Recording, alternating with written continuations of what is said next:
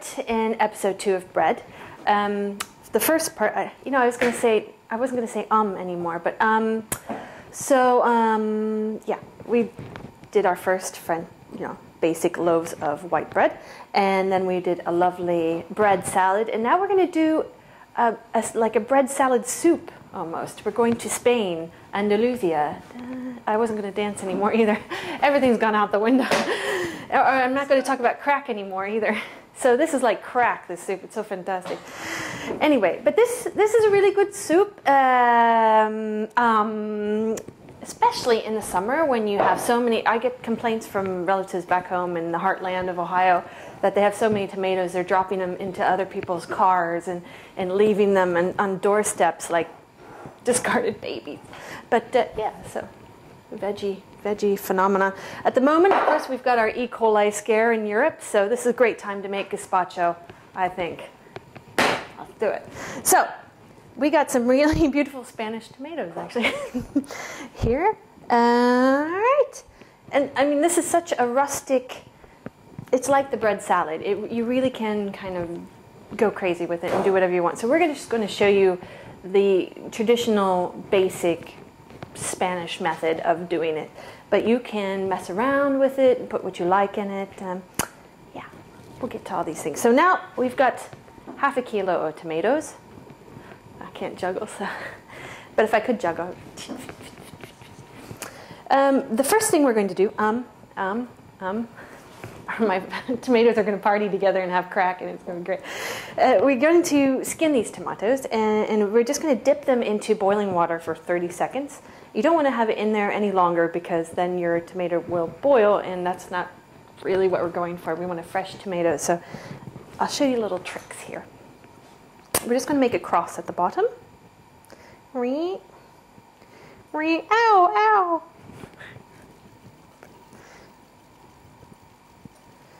All right. Like so. Holy tomatoes. So make sure that your water is boiling before you put the tomatoes in, then add them, and you want to make sure that they're under the water, so if they're bobbing up, just kind of push them down. You can actually see when the skin starts to loosen a little bit. Add them to really cold water after, so you stop the cooking process. That took like no time at all. And you can see the skin has started to come off, but we still have nice firm flesh underneath. I'm going to peel this guy, which is pretty simple. All right. It's like a present. Bit. You are thorough, sir. Shetel says I have to cut the green bit out. Jesus.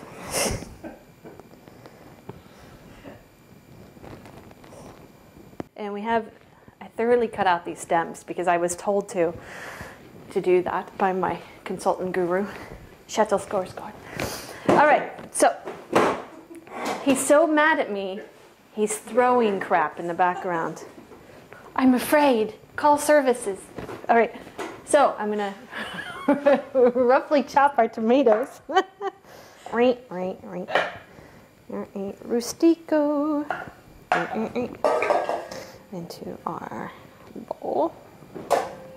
All right, ding.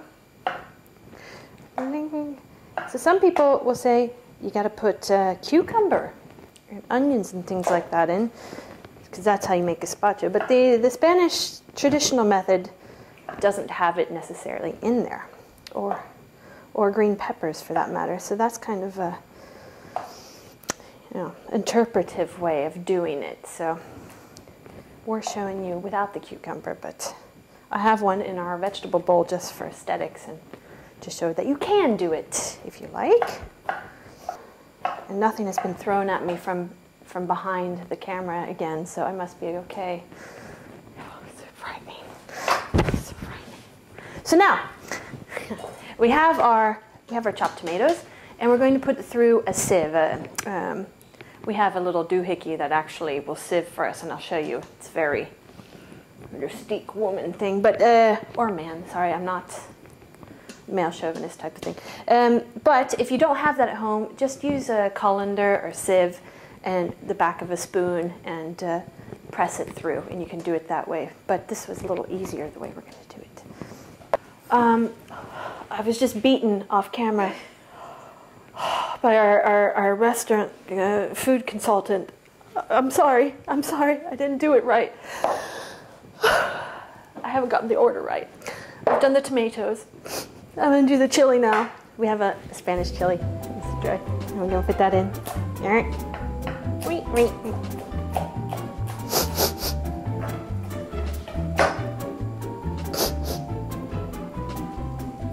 Put that in. And now we have our bread, and this is about 200, 300 grams of. The best is they say to use is like week-old bread, and this was I could have thrown it at my husband and when he was making me angry sometimes. So yeah, I reconstitute with a little water, but apparently you don't have to. We've taken off the crust. Yeah, so we're gonna put it in with the tomato. Might even just break it up a little so it's easier to use. All right, so now we're going to have 2 cloves of garlic, or, you know, I actually consider this like 2 cloves. I have 1 clove of garlic. It's like monster size mutant. And I'm going to just give it a bit on my messy chopping board. That's how rustique it is. This dish. All right. Woo! Power tools. We're going to use this guy. Or you can use, what do you call it, blender. Or you can have food processor. I was going to say word processor, but food processor. Whatever you got. Traditionally, a mortar and pestle was used to do this. So, but we're lazy, as in modern times. So here we go. I'm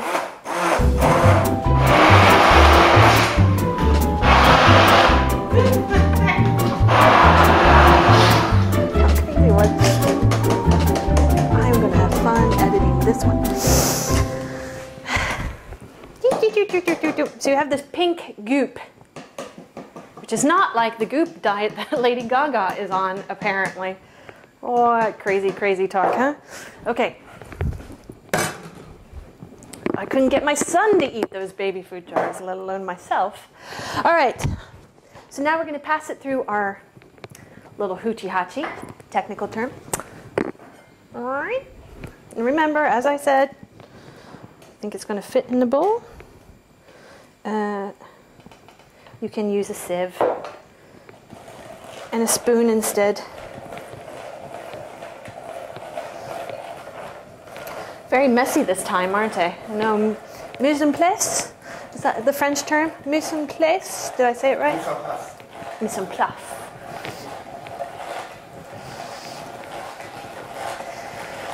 Yet again, I brutalized the French language. Sorry about that. I brutalized my own language. It's nothing personal. All right, so we've got, it's even finer because we've strained it, and the little skins and seeds are completely gone, and the bread and everything is really kind of smushed in together even more so, which is why we were doing the sieve in the first place. So here is our pink, beautiful goo. And now we're going to add around-ish 10 tablespoons of olive oil. And you don't have to have your best olive oil for this. I thought you did, but actually, you know, it was a rustic dish and it's kind of a waste of your goods. So, we're whisking. So whiskey to do this. I had to do it, I'm sorry. The whisk involved is, no? Okay. We're whisking.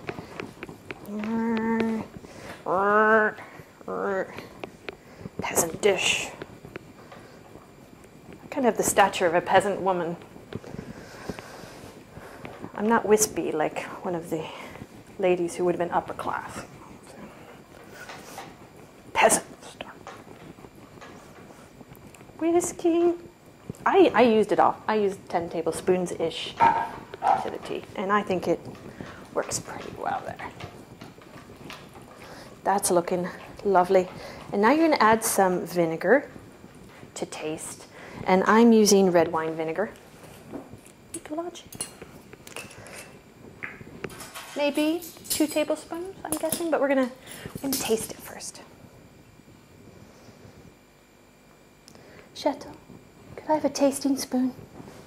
Close. He's a brute.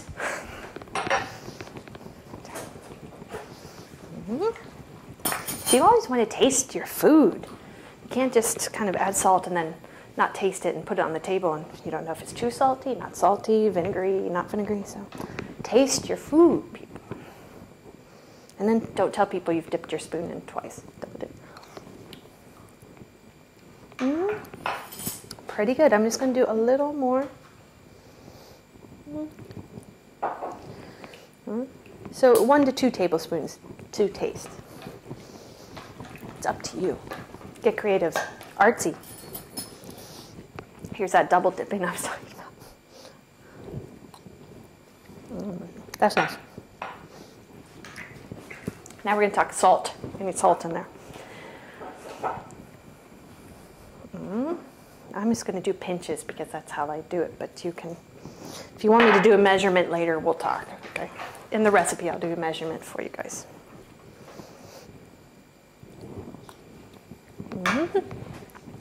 Doctors calling across the world.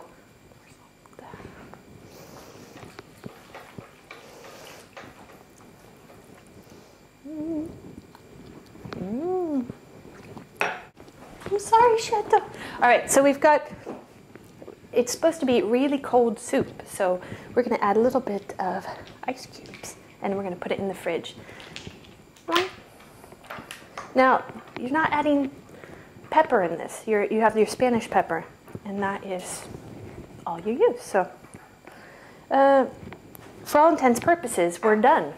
But as I said, you could have had cucumber, you could have green pepper, you could add herbs. I mean, it's kind of up to you. There's a lot of different variations out there, and then people garnish with different things like diced pepper, diced onion. Croutons on top, which is crazy. You have a bread soup with croutons, but that's how it goes. Sometimes grapes, apple, little Parma ham. So, I mean, that is up to you. We'll put a list of kind of the garnishes that you could do on our website, so you can get crazy many different times this summer with your garden vegetables and your bread salad soup. So, and remember, try and use really ripe tomatoes because that's going to give you the best taste. It's really a summer dish, isn't it? So, sitting in Madrid under the wide avenues of the plantains with your chilled gazpacho, or in Ohio, or in Stockholm. So enjoy.